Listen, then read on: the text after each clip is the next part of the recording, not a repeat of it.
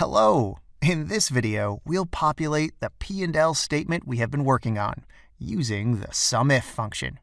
It is crucial to make things as efficient as possible with Excel because the program offers a steep and rewarding learning curve. The structure that we gave to our database will allow us to populate the P&L sheet efficiently, typing the formula only once.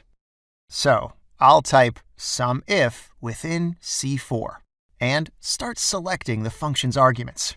First, we need to select the criteria range.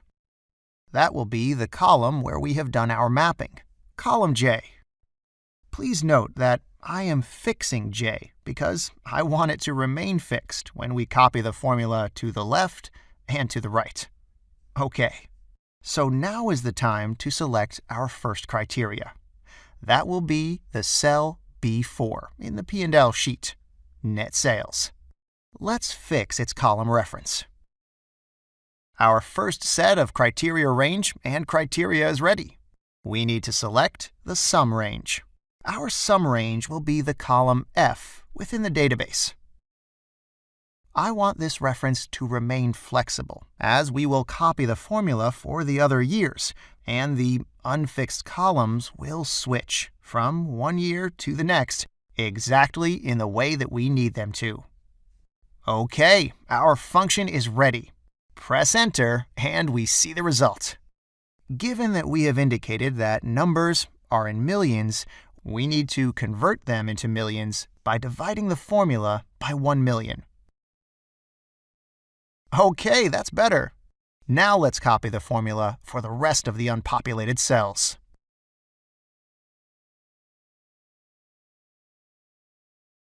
Once we are done copying, we need to make sure that the numbers we transferred are correct. Let's make a check with the result for net income in our database. In 2016, we have 2.9 in the P&L sheet.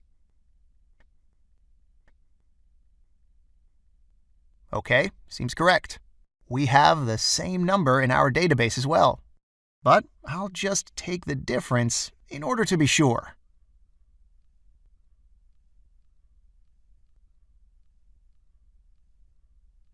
Perfect, it works. I'll use the round formula in order to eliminate these zeros. Thanks for watching.